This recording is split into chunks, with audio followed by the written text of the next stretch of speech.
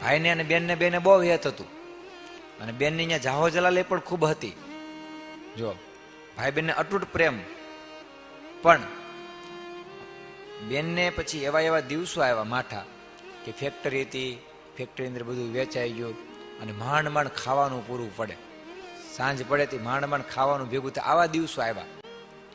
અને જ્યારે એના સારા દિવસો હતા ને ત્યારે ભાઈ એની ઘરે આવે અને બેનને પણ કે બેન હમણાં જન્માષ્ટમી આવે છે, રક્ષાબંધન આવે છે, આ તહેવાર આવે છે, તમે આવજો મળવા માટે. છોકરાઓ માટે કાંઈક લાવે, રસ્તામાંથી નીકળે તો શાકભાજી કાંઈ દેતા જાય ને આવું બધું કરે. અને પછી ભાઈને ખબર પડી કે બેન નિર્ધન થઈ ગઈ છે, સમજાણું? એટલે પછી તો એ શેરીમાંથી ગાડી પણ ન હાકે, શેરી પણ બદલાવી નાખે. એટલે ક્યારેક ક્યારેક પછી પેલા નાના નાના છોકરા હોય ને ભાણિયા, એ કે હાલો ને મામાની ઘરે જાય, હાલો ને મામાની ઘરે જાય. એટલે બેનને એક દિવસ એટલે ભાઈએ બેને કીધું એના ભાઈને કે હું આ છોકરાઓ બહુ ભાણિયા કહે છે તો એક દિવસ થોડા દિવસ મળવા માટે આવી છું. ભાઈ આ મળવા માટે બેન જાય એટલે ભાભીને ગમે નહીં.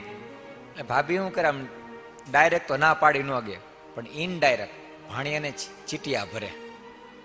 ચીટિયા ભરે એટલે પછી છોકરાઓ તો કંટાળે, એટલે પછી કે હાલો વયું જવું છે, સમજાણું? એ દૂધ ન આપે ને ખાવાનું ન આપે ને આમ કરતા હેરાન કરે.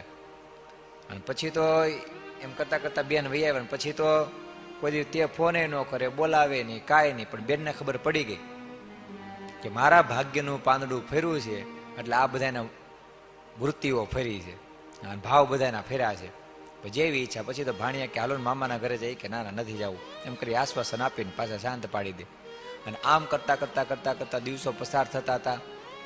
પણ અંધકાર પછી પાછો અંજવાળું પણ હોય, સૂર્ય અસ્ત થાય તો ઉગે પણ ખરો.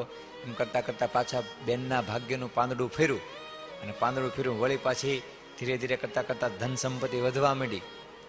અને પાછું ઘર હતું એ પાછું ભરું ભાદરું થઈ ગયું, હરું ભીરું ઘર થઈ ગયું. પછી ભાઈને પછી ખબર પડી